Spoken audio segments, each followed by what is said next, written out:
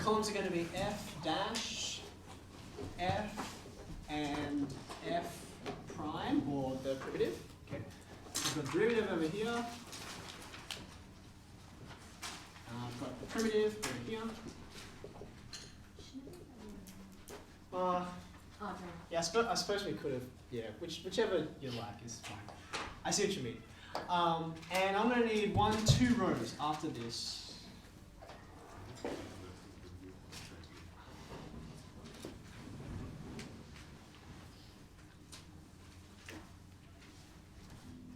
Okay, let's just consider the simple one first. If you got something like, say, x plus a constant, okay, and it's raised to some power n, okay? Let's just do regular or chain rule, the one that we're familiar with, okay? The power comes out the front, and then n minus 1, good, it reduces, okay? Therefore, if I'm going to reverse this process, okay, the power is going to power up, right? So I'm going to have x plus b, and the power increments up, and I've got to divide. And of course, don't forget constant. Okay. Right, so you can clearly see how they reverse each other. So what I've got is chain rule this way. Yep. Why doesn't fx have a constant? And if it does have a constant... You mean the primitive?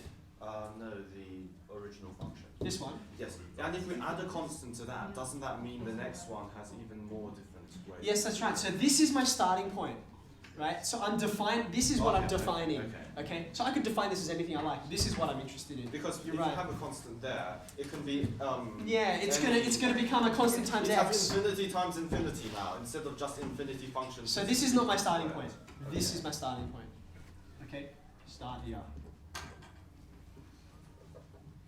Okay, so if I go chain rule, I end up here.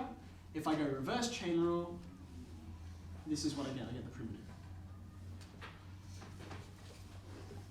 Okay, now, just to step it up a little bit, if what I've got here, okay, has a constant coefficient, so something like ax plus b to the n, okay? When I differentiate, the power comes out the front, but also the derivative of the inside comes out the front. So I'm going to get an. You guys know this already, right? And then the power drops down. Isn't it ax? Yeah, sorry, my bad. Thank you. And then if we go the other direction, you reverse it. Okay. So power goes up, then divide by that derivative and the new power, and don't forget your constant. Okay. Now what will happen is this table is going to grow. We'll look at trig functions. We'll look at exponentials. We probably won't have time for logs, but you'll get the idea. Okay.